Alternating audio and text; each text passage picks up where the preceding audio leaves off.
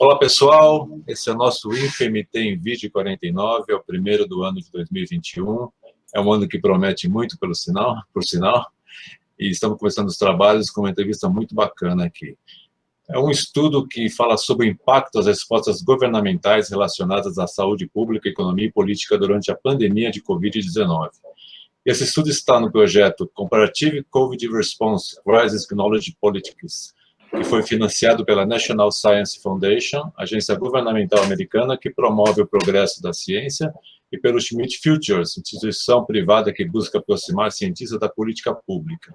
E para falar sobre esse projeto, esse estudo, nós convidamos o pós-doutorando Alberto Urbinati, do Departamento de Política Científica e Tecnológica do Instituto de Geociências da Unicamp, integrante de uma equipe multidisciplinar e que fez parte da elaboração desse projeto. Fala, Alberto, tudo bem? Tudo bem, Almir, tudo jóia? Beleza, obrigado pelo aceite com essa entrevista do nosso InfoMT. A gente fica muito feliz que você tenha aceitado. Eu que agradeço pelo convite. Vamos conversar aí sobre esse projetão aí que você participou, numa grande equipe multidisciplinar, né, da Unicamp, com essas instituições americanas e essas fundações. Mas antes, se você quiser falar aí sobre os outros pesquisadores, quem são, onde vivem, onde moram, como se reproduzem. Claro, não, com certeza. A gente fica... Quer ter uma ideia de quem é essa equipe, qual é essa equipe, né, que você participa? Da Unicamp, estou eu e meu supervisor, né, então eu estou fazendo o pós-doc lá no DPCT da Unicamp. Estou eu e o professor Marco Monteiro, que também está lá no DPCT. Aí tem da USP também, tem a professora Gabriela de Júlio, da Faculdade de Saúde Pública, e também a Ione Mendes e o Felipe Reis, ambos também pesquisadores da saúde pública da USP. E aí, de fora, a gente tem o Philip McNaughton, que é um pesquisador e professor da Universidade de Wageningen, na Holanda, e, inclusive, o convite para participar do projeto partiu dele. Ele já tinha trabalhado com o professor Marco anteriormente na Unicamp, e tinha um acesso fácil ao pessoal que estava participando desse projeto, né? E a gente precisava fazer um caso brasileiro, assim, né? Porque o projeto ele já estava em andamento e o Brasil ainda não estava envolvido entre os países. E aí o convite foi para o professor Phil, que convidou o Marco, e a gente montou essa equipe assim, super de última hora para poder começar a correr atrás do projeto que já estava em andamento, isso em setembro do ano passado. Que bacana, beleza. Muito bom. Então, vou mandar algumas perguntas aqui para você sobre o projeto e algumas coisas que você pode dar um parecer para a gente, ter uma ideia de como é que se desenvolve isso. Temos algumas perguntas aqui da equipe, das pessoas que trabalham no InfoMT. Então, vou mandar a primeira aqui para você. Vamos lá, deixa eu levantar aqui. Primeira pergunta é, você poderia discorrer sobre o projeto, né, o Comparative COVID Response, e no qual você faz parte. Como surgiu essa ideia, Alberto? Pois é, como eu disse, o projeto ele é financiado, né, por esses órgãos internacionais ali, no caso, a National Science Foundation e o Schmidt Futures Forum, né, que é uma entidade que busca aproximar o cidadão da ciência e a ciência da política, né, eles têm um programa bastante interessante de financiamento.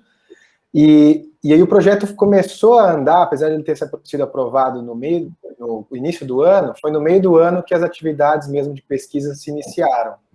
E aí o Brasil entrou em setembro, como eu contei, e basicamente o projeto está na área dos estudos da ciência e tecnologia.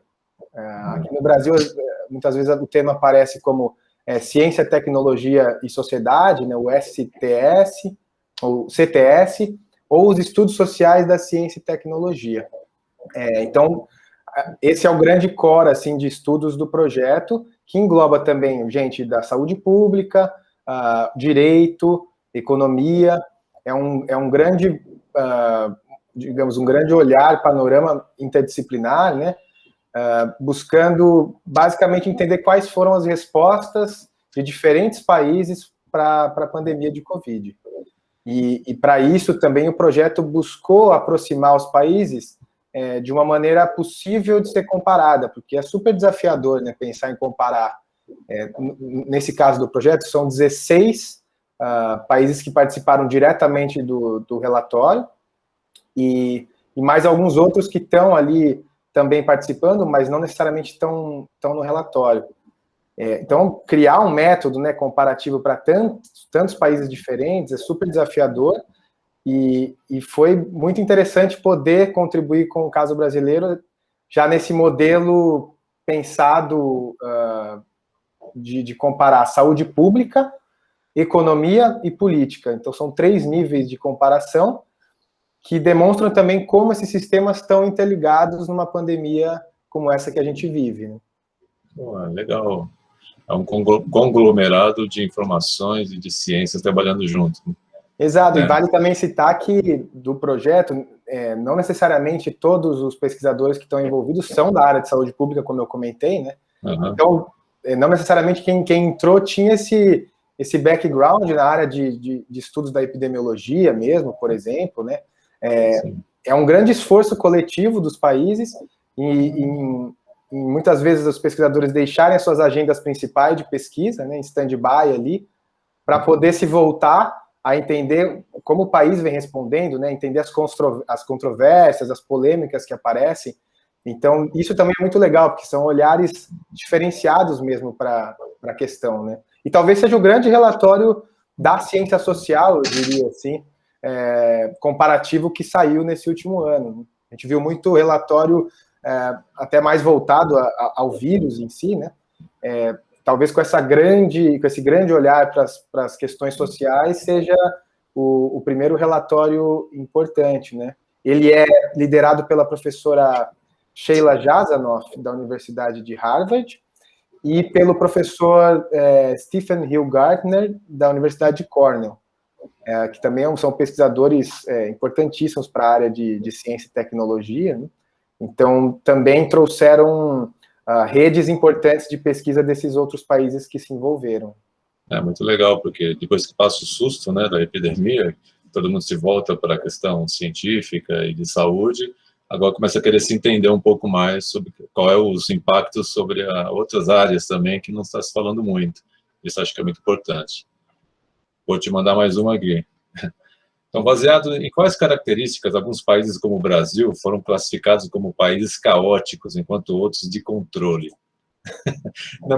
Também não é muito difícil de responder, né? Pois isso é interessante porque a gente, né, que está aqui vivenciando o dia a dia da pandemia no país, consegue, provavelmente, se a gente perguntar na rua para qualquer um hoje em dia eu não diria mais, né, mas é muito fácil entender por que a gestão é caótica no Brasil, né? E, na verdade, o que o relatório buscou fazer com essas 3 categorias diferentes foi justamente achar esse eixo que seria possível comparar os diferentes países, né, para entender, em alguma medida, não as similaridades, mas as principais diferenças, né, num primeiro ponto. E aí aproximar as similaridades nessas categorias, então os países se englobarem. Basicamente, partiu muito também dos casos asiáticos que fazem parte do projeto. A gente tem lá Taiwan, tem Singapura, tem China, tem Coreia do Sul. Quando esses pesquisadores desses países contaram a maneira como a pandemia vinha sendo respondida no país, né, como os governos se mobilizavam juntamente com os cientistas e a população em geral, a gente logo entendeu que fazia todo sentido pensar numa categoria de controle da doença, né? Isso porque ali o controle ele quer dizer essa precisão quase militar, né, para lidar com o problema. Então, nesse caso, o que aconteceu? A saúde pública do país, a ciência de saúde pública mesmo, ela foi pouco questionada, porque eles já vinham de uma experiência importante com a SARS, né, no início dos anos 2000, depois a H1N1. Isso criou uma certa casca, assim, né, nos aparatos institucionais desses países, em que conseguiram mobilizar as respostas de maneira muito efetiva e rápida.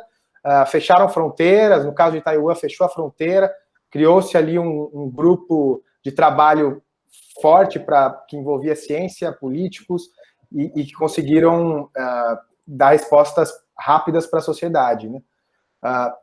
Esse lado do controle, ele também traz a questão da autoridade, né, em que esses países também exerceram sobre os seus cidadãos, né, porque, claro, nesse caso foi preciso que houvesse um governo forte ali para dar logo de cara quais seriam as regras do jogo, né, e isso também nos coloca, fazendo um adendo com o que o relatório também vai trazer, é que nesse caso do controle, a gente não pode necessariamente associar ao sucesso. A gente vai depender muito do ponto de vista que a gente olhar para isso, né? Porque se a gente pensar no número de mortes, né, que esses países conseguiram evitar fazendo esse controle rápido da pandemia no país, a gente tem ali uma medida de sucesso importante. Ao mesmo tempo, se a gente olhar por um olhar mais amplo mesmo do que esse controle significa em longo prazo, ou qual o papel desse controle com os cidadãos, como eu coloquei, de repente o sucesso ele já não é mais tão sucesso, né? Então, o relatório diz isso, essas medidas de sucesso e fracasso, elas se alteram muito dependendo da perspectiva que a gente vai olhar, que aí no caso da China podem surgir questões como a vigilância, né, do cidadão, que ficou super forte depois do monitoramento eletrônico das pessoas para garantir o isolamento social, né? Isso mostra como a categoria do controle ela é super controversa também. Aí a gente tem uma segunda categoria que seria do consenso, que é do consenso, então aqueles países basicamente europeus, mais o Japão e a Austrália.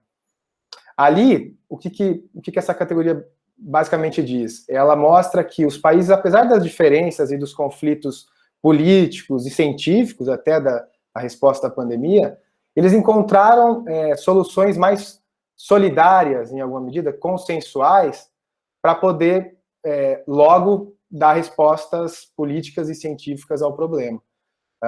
Então, o caso da Alemanha ficou muito evidente, ali eles tiveram um alinhamento importante entre ciência e política e conseguiram responder bem à pandemia. E a gente chega no caótico, que aí é o centro... Aí é nós.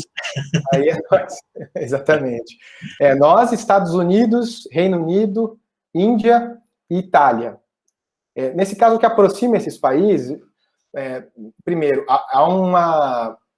em todos esses lugares houve uma contestação da ciência de saúde pública que vinha sendo feita, ou seja, os especialistas estavam sendo questionados por diferentes grupos, né, muitas vezes grupos minoritários e associados à extrema-direita, em alguns casos, né. Isso aconteceu em diferentes graus, né, nesses países, mas aproximou essa espécie de autoridade epistêmica, né, do conhecimento sendo questionada. Mas o centro mesmo do caos estaria nessa indecisão sobre quem tem a ordem final sobre as questões do isolamento, as questões das máscaras, as questões da abertura e fechamento de comércios e escolas, né? Porque todos esses países tiveram o mesmo tipo de relação aqui do Brasil, de um governo centralizado querendo dar as medidas e o governo estadual ou regional respondendo diferentemente, né? Então, criou uma tensão interna grande em que gerou um caos, porque as respostas muitas vezes demoraram, né? A gente está partindo de um conflito político para conseguir dar as respostas, né? No caso da Índia, também vale trazer aqui, que é super interessante, como isso ficou evidente também pelas diferenças religiosas e pela diferença do urbano para o rural. Então, quando se decretou um lockdown, muitos trabalhadores que moravam em áreas rurais do país, eles tiveram super dificuldade para poder acessar a cidade e vice-versa, e eles dependiam muito disso, inclusive, para sobreviver, né? Então, mostra como esses conflitos pré-existentes à pandemia acabam se exacerbando no momento que a gente precisa dar respostas rápidas, né? Exatamente. Essa falta de comando, né, único que desse um norte para as pessoas, né? Muita gente mandando e ninguém se entendendo, né? Exatamente, essa questão do poder, né? Como é que o poder age nessa hora. Então, afinal, o vírus tem ideologia, Alberto? Quais são as condutas mais nefastas que os países dito caóticos continuam implementando? Essa pergunta, ela é... erros constantes, né? Pois é. Eu acho que o relatório ele nem entra tanto nessa questão, né, da ideologia, assim, o que a gente consegue responder nesse sentido, né, eu acho que é uma pergunta que se repete não só nos países caóticos, mas em todos os, pelo menos que a gente teve contato, essa questão de se tá ali, né, ela existe em alguma medida, né. Eu acho que o primeiro ponto que o relatório separa é esse olhar diferente para o próprio vírus, né? Porque em alguns lugares, e aqui eu vou falar, né, de uma maneira geral, comparando já depois do relatório pronto, né? Mas em alguns lugares, essa autoridade epistêmica que eu citei da ciência, muitas vezes ela variou entre a ciência e o próprio governo. Muitas vezes foi o governo a palavra final, né? Em outros, a ciência teve mais protagonismo. Mas esse diferente olhar para o vírus, né? Em algum momento olhar pelo micro, olhar pelo vírus em si. Então, quando você olha para o vírus em si, você está olhando uma questão que talvez apareça ali na medicina clínica, né? Ou na própria virologia, na biologia celular. É você entender como o vírus é a ameaça, né? Como o vírus é aquele estrangeiro que está invadindo não nossos corpos, ou expandindo, para um caso de um governo, as nossas nações, né? Nesse caso, quando a gente busca fechar as fronteiras rapidamente, é como se o vírus fosse um invasor externo, né? A essa questão. E aí, nisso tudo, surge uma série de questões de nacionalismo, né? Então, quer dizer, é a nação contra o vírus, é uma situação de guerra, né? E aí a gente tem um outro olhar também que ficou muito evidente, e eu acho que ambos conversaram, né? Não estou dizendo que eles apareceram isoladamente, né? Acho que ambos apareceram em diferentes medidas e em diferentes tempos. E o segundo é olhar mais para as práticas sociais associadas ao vírus, né? Nesse sentido, entendendo o vírus não mais como uma ameaça externa, né? Mas também como uma ameaça doméstica, em que os cidadãos, os habitantes daquele lugar, eles são responsáveis por como as respostas vão ser dadas, né, pela efetividade das medidas. E aí, dá para dizer que nas ciências que se voltaram mais a isso, a epidemiologia, as ciências sociais e comportamentais, né, os próprios modelos matemáticos, há uma dimensão mais de solidariedade, né, que fica evidente nisso tudo, assim. Eu acho que quando a gente pergunta de ideologia, a questão está meio entre essas duas coisas, né? Como é a maneira como o vírus foi encarado pela ciência, então, como os cientistas olharam para o problema, se isolaram numa questão micro, inclusive das próprias vacinas pelas vacinas, não as vacinas como vacinação em massa, né? E se é uma questão nacional, se é uma questão doméstica, ou se é uma ameaça externa. Eu acho que no Brasil a gente teve esse imaginário, né, do cidadão que, se ele defendia a ciência, ele defendia a vida. E ao mesmo tempo, se ele defendia a economia, ele era taxado do cidadão patriota, né, o que escuta o presidente, e ele tem... Então, criou essa oposição, né, ideológica que eu não chamaria de uma politização da pandemia. Eu não gostei muito desse termo, assim, eu refleti um pouco sobre ele quando a gente ouviu muito, né? A pandemia foi politizada no Brasil, né? E aí outros falaram até partidarizada, que talvez seria um termo mais condizente com a questão, né? Eu acho que politizada ela já é por si só, né? Porque se uma pandemia exige respostas, ela é política, né? Ela é uma questão política. O que a gente viu aqui foi a imposição de certos interesses se sobressaindo, e nessa questão a ideologia é fundamental para entender de que lado da pandemia a gente estava, né? Não, é bem isso, né? A gente depende de políticas públicas, né, de saúde para poder combater uma pandemia, né? Se elas não existem, ou elas são colocadas em dúvidas, né, essa política ela se acirra dos dois lados, né? A gente viu os cientistas brigando com os economistas, mas também viu muita gente interferindo no meio para tirar proveito, até para levar um dinheiro nisso, né, com medicamentos que não têm nem comprovação de eficácia, né? Então, Esse é um ponto importante. Esse é o grande problema, acho que aconteceu. Acho que no começo da pandemia, começaram a julgar países, né, povos pela pandemia, tentando ideologizar isso, né, trazer uma questão mais, como você falou, os estrangeiros estão nos trazendo vírus, mas não é bem assim. No mundo globalizado, eu acredito que os vírus transitam livremente, né? Depende de quem está trazendo ou quem está levando. O importante é a resposta que você vai dar a isso, né? Esse relatório notou essa questão ideológica ou de uma certa xenofobia entre os países? A gente não necessariamente diz assim de uma situação que se repete em alguns dos países. A França foi um exemplo com a questão muçulmana, né? Então ali o vírus ficou nessa discussão entre franceses, isso é francês, isso é muçulmano, isso... A Índia, como eu contei também, é um caso em que diferentes grupos foram taxados, esse cara está vindo para o centro, ele está trazendo o vírus de lá e vice-versa. Eu acho que esses são os exemplos mais que me vêm à cabeça, assim, né, dessa questão étnica e racial que ela está super presente nos contextos pré-existentes da pandemia, né? Porque isso que o relatório tenta identificar e mostrar, e fazendo um comentário com a sua última fala, né? A gente falou das políticas públicas. Uma das, digamos, falácias que o relatório indica é a gente pensar que a política pública ela vem isolada ou ela vem em primeiro lugar sempre do que o contexto político. No inglês, eles até têm uma divisão mais clara entre o politics e o policy, né? O policy seriam essas nossas políticas públicas, e o politics seria o jogo político, né? O contexto político que está por trás.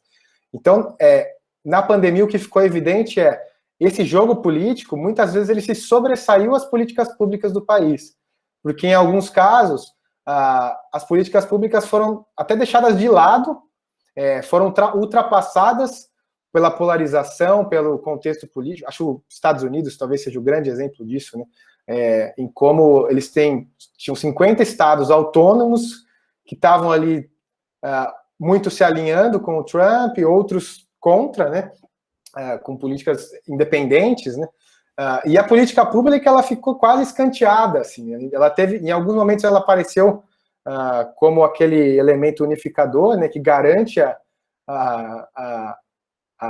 uma certa solidariedade na sociedade, né, porque ela é o fim ali, né, mas, ao mesmo tempo, o jogo político foi super importante. E nesse jogo político, então, as questões étnicas, as questões raciais, a xenofobia, que já era pré-existente, né, que muitas vezes se exacerbou. E no caso do Brasil, basicamente, a relação do nosso governo, que teve várias declarações, não só do presidente, mas do filho do presidente, do nosso ex-ministro da Educação e das Relações Exteriores, com a China, né, em achar que o vírus é um vírus chinês, né, e depois a vacina é uma vacina chinesa, né, essas questões, elas já estavam ali.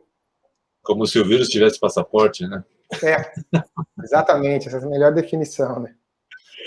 Então, você acabou até respondendo já, desculpa, uma pergunta que tinha aqui sobre a economia, né? Se a ciência é inimiga da economia. Praticamente você já discorreu sobre isso. Um certo momento, não sei se isso foi visto no seu relatório, que aquilo que você disse, jogar a ciência contra a economia contra a ciência. Uma tentativa de tirar algum proveito disso, né? Questão de popularidade, questão de interesse político, né? Partidário também. Você acha que os governantes fizeram o povo acreditar nisso? Os governantes que eu digo, aqueles que jogaram contra, né, a saúde pública, né, não os que tiveram o consenso. Mas você acha que, de uma certa forma, jogaram isso para o povo para tentar desfazer do combate? Que seria só uma questão só política mesmo? Ou era uma questão de sobrevivência política? Não sei bem. Onde é que se encaixa isso? Pois é, né? Essa também é uma questão complexa, porque variou de país para país. Eu acho que fica mais... quando a gente compara, né, os países caóticos ali, né? No caso dos Estados Unidos e Brasil, assim, a gente teve essa injeção já falando até da economia, né? Mas o que o relatório busca mostrar é que essa medida dos auxílios, né, emergenciais que apareceram com diferentes nomes, né, nos países, mas esse auxílio para garantir o mínimo, né, no nosso caso, isso muito mais até nos Estados Unidos, né, assim, a gente viu como foi importante para garantir o mínimo de sobrevivência de várias populações vulneráveis do país. O que o relatório busca mostrar é que, de fato, isso é uma questão temporária, porque os países que garantiram a proteção dos empregos e não dos auxílios, eles tiveram, entre aspas, mais sucesso econômico, tiveram menos perdas econômicas, né? Sucesso é até uma palavra forte para isso, né? Mas eles tiveram menos perdas econômicas, como é o caso da Alemanha, né? Que se compara a Alemanha, né, já tem uma economia mais forte ali. O que eles fizeram foi um programa, que se chama Fußarbeit, um nome mais ou menos relacionado a isso, que foi justamente a garantia, o governo conseguir pagar para as empresas, injetou muito dinheiro. Aqui no Brasil a gente tem coisas parecidas, né? Mas ali eles garantiram todos os empregos na pandemia de uma maneira muito mais evidente, e não partiram para o auxílio, né? A gente está falando de sociedades muito diferentes, né? Alemanha e Brasil. Aqui o elemento do populismo que surgiu com essas medidas emergenciais ficou super evidente pela popularidade do presidente crescer nesse período, né? E agora também que o auxílio acabou, a gente vê de novo a rejeição subindo. Eu acho que foi um jogo mesmo, né? Foi jogar com essa questão da economia e da vida, dizendo que o Brasil não podia parar, para minimizar a questão das mortes no país, né? Porque também, se você olha os dados que o governo faz questão de mostrar, é sempre dos recuperados, né? E dá para entender, né? Óbvio, eles vão querer mostrar o que eles conseguiram. O pouco que tem de bom, né? O pouco que tem de bom. Então, é difícil a gente ver um aprofundamento, uma discussão maior pelo nosso governo federal das mortes da pandemia, né? Parece que não é culpa deles, né? Exatamente. Eu vou mandar mais uma aqui da galera. Um pouco extensa. Sabemos que a política sanitária atual do Brasil, no enfrentamento à pandemia, foi extremamente desastrosa no país. Para isso, basta ver os índices de mortes e contaminação. Porém, uma grande parcela da população também não fez a sua parte efetiva para salvar suas próprias vidas. Qual seria a sua avaliação no que diz respeito ao comportamento das pessoas nesses países em que contribuem para esse agravamento? Há uma identificação por parte da população com a política local ou é total falta de conhecimento sobre comportamentos em tempo de crise?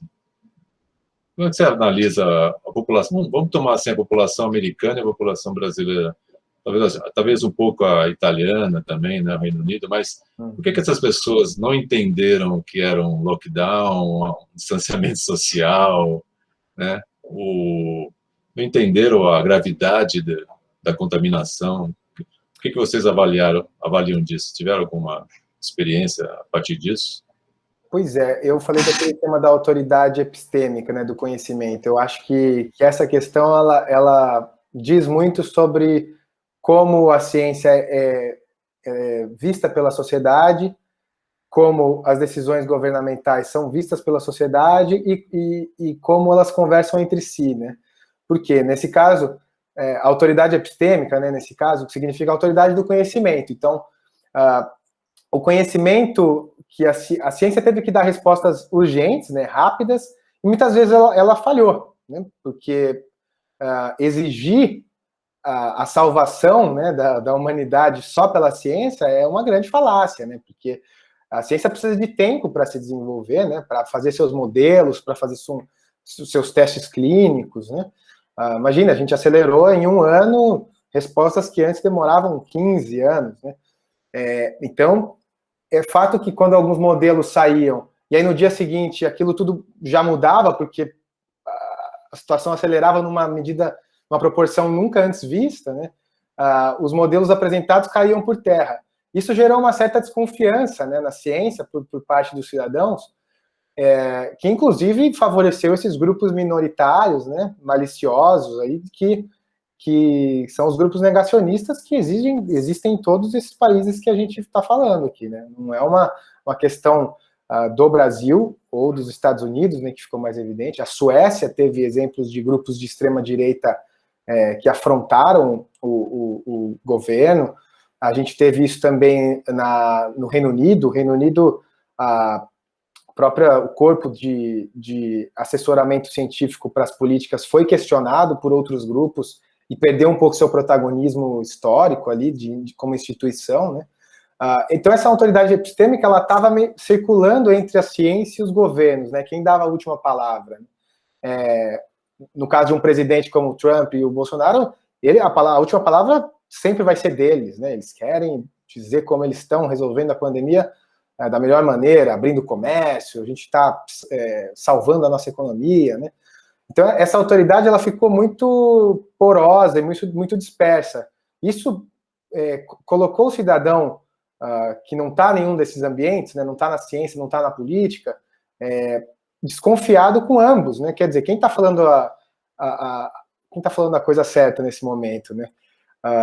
Isso, no caso dos Estados Unidos, esse imaginário do cidadão que eu comentei anteriormente, ele ficou entre uma questão mais desse Estado trumpista, né, que era o garantidor da economia, da saúde, e, por outro lado, aquela liberdade individual do cidadão, que eu tenho que fazer o que eu quero, eu sou livre, se eu quiser abrir o meu comércio, eu tenho total direito de abrir, né, por que não?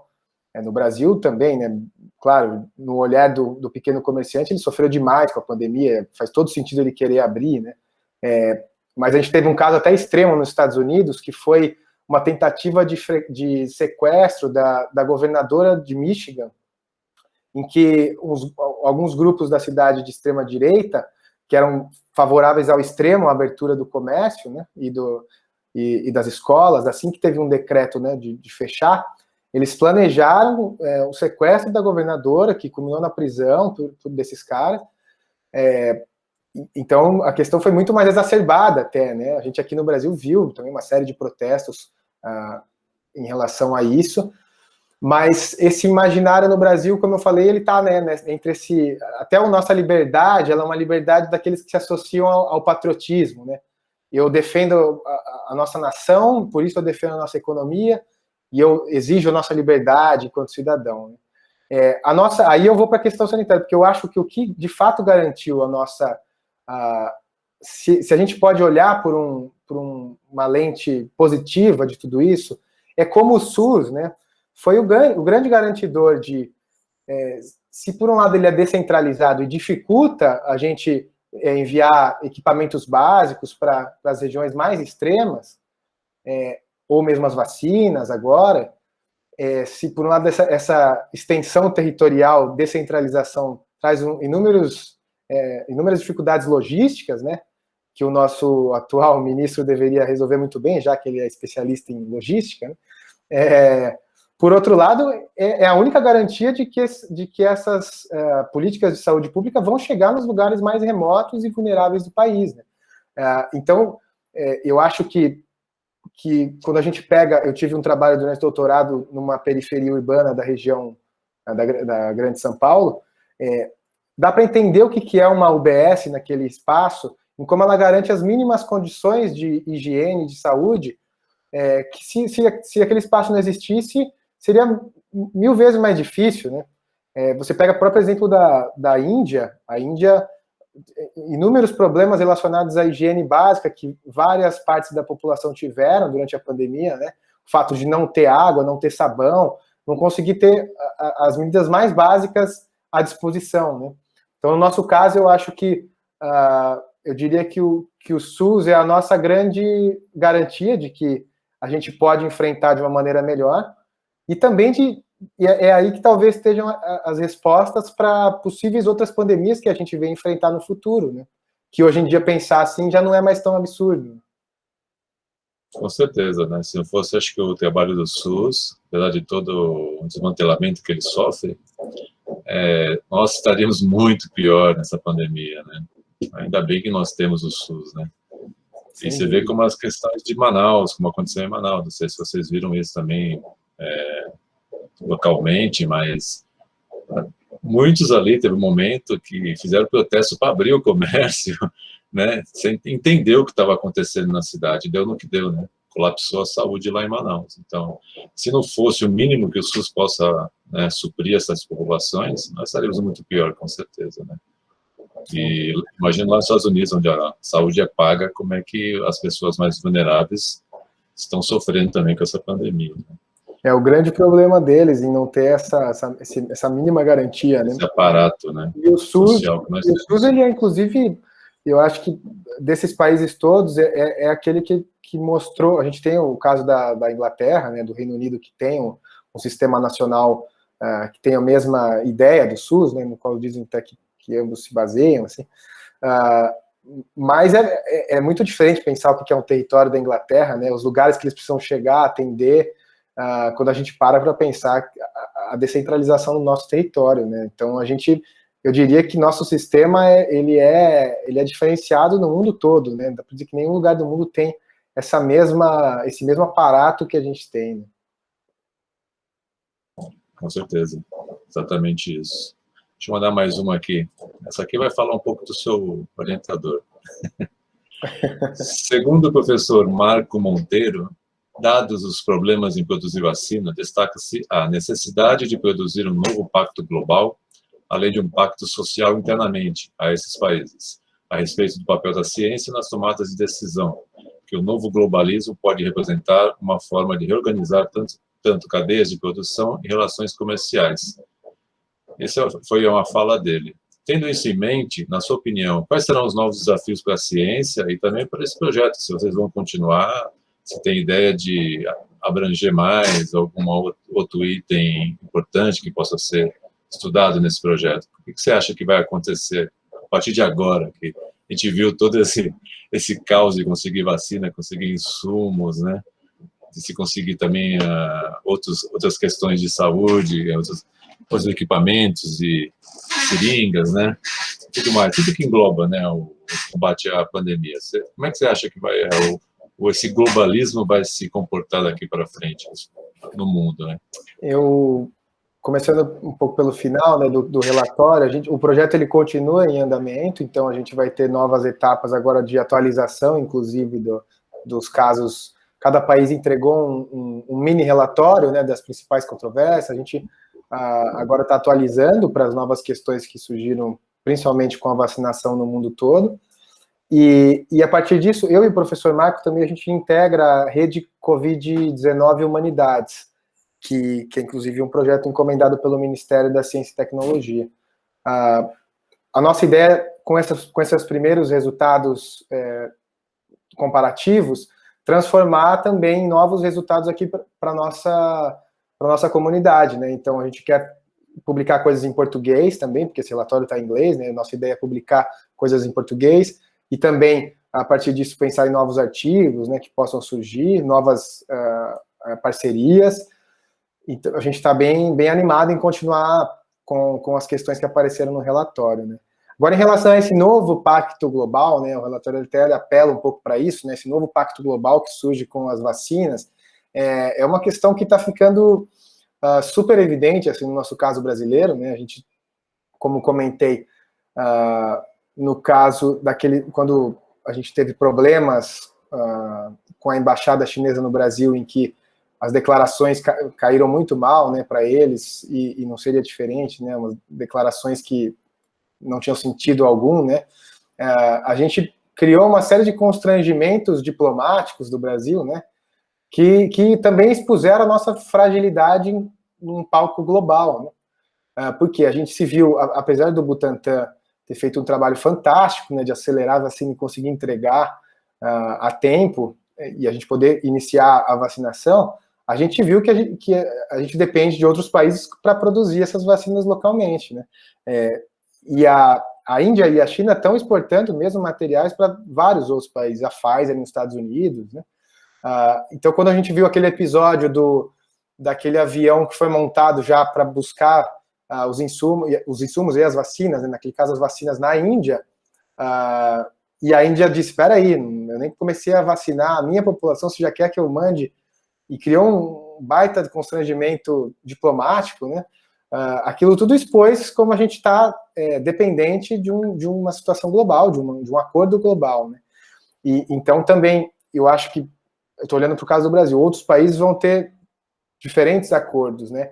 O que acontece é que esses novos pactos vão definir esse palco global no próximo ano, nos próximos anos, né? A gente talvez esteja pensando em novas relações multilaterais que começam a surgir, né?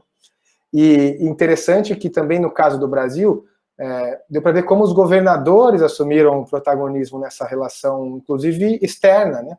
O caso do Dória, aqui no nosso estado, ele mostrou como, muitas vezes, a relação diplomática não partiu do ministro das Relações Exteriores, mas partiu de acordos que o próprio Dória firmou com uma parceria, nesse caso, com a Sinovac, né? Então, há uma série de controvérsias que podem vir também desse novo cenário, em que a gente vai precisar entender qual é o papel do Brasil nisso tudo, né? Como a gente garante a continuidade da vacinação em massa, como a gente garante que esses acordos sejam frutíferos para outras questões que não só da pandemia, né? E eu acho que isso tudo é super desafiador para a gente a partir de agora, né? Eu acho que ficou evidente a necessidade de um investimento muito maior em ciência, em saúde pública, né? Preventiva, se possível, né? E eu acho que essa questão vai ser latente, porque o Brasil, por muito tempo, sempre mostrou uma necessidade de se produzir insumos aqui, né? A própria pesquisa, o andamento da pesquisa. O Brasil ainda é muito dependente de kits e insumos de outros países. Eu acho que essa pandemia trouxe um aprendizado, e é importante que as pessoas observem, né? Prestem atenção nesse aprendizado e tentem daqui para frente estarem mais preparadas, porque essa não vai ser a última pandemia, né? Exato. Acho que esse aprendizado vai servir para outras que podem vir muito piores, né? Sem dúvida. Então, é uma coisa que eu acredito. Não sei se vocês também pensam assim. Não, sem dúvida. Se é esse o caminho, né? Eu acho que quando eu trouxe aquele exemplo de Taiwan com a SARS e com a H1N1, né? A Taiwan, Singapura, fortemente também, que teve respostas muito porque criaram. O relatório até brinca com isso, eles falam, criaram anticorpos, né, para esse tipo de epidemia, naquele caso. O que eu espero, particularmente, é que a gente consiga criar esses anticorpos para possíveis novas pandemias que venham a surgir, e que a gente, mais do que nunca, tenha exposto agora a necessidade de se investir na ciência no país.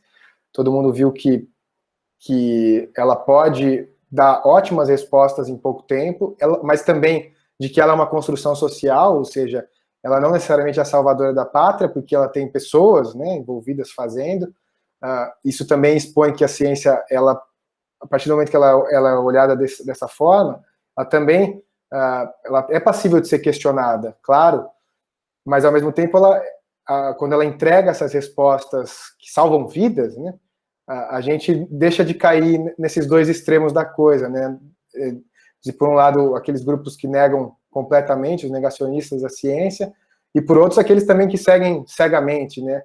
Nosso desafio daqui para frente, enquanto cientista, é encontrar esse caminho do meio, né? Em que a gente exponha também as nossas incertezas, em que a gente se torne aberto à contestação e à conversação, né? E que a gente possa dar ótimas respostas para o poder público também, né? Que a gente crie essa relação harmônica entre ciência e política. Conflitos sempre vão existir, mas a gente tá seguro de que sem investimento na ciência, nem esse passo a gente consegue dar, né? Principalmente na educação, né? As pessoas precisam ser educadas que a ciência leva um tempo, não é mágica, né? Até a ciência é essa busca, né, de respostas, né? Não é uma coisa que você consegue da noite para o dia, até que conseguiram muito rápido nessa questão da pandemia, até por necessidade. Isso acho que foi um outro legado aí que foi deixado, né, nessa questão. Bom, eu não tenho mais pergunta da equipe. Agora, se você quiser abordar alguma coisa do relatório que eu não perguntei, que você acha que é importante, deixar alguma fala final, nós estamos chegando no finzinho aí. Uhum. Não, na verdade, eu acho que fica...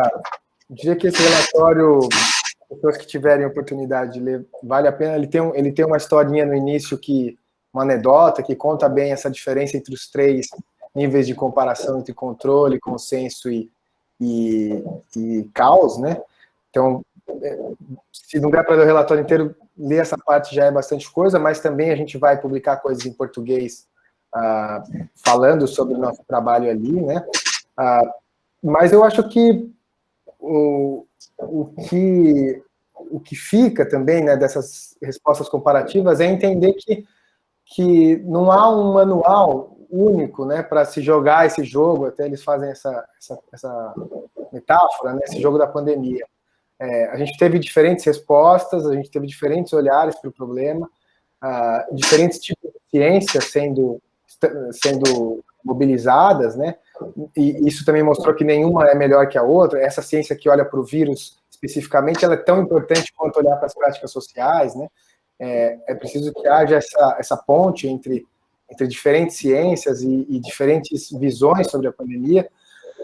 Eu acho que esse tipo de corpos, né, que a gente formou a partir disso, nos dá maiores chances de responder melhor daqui para frente.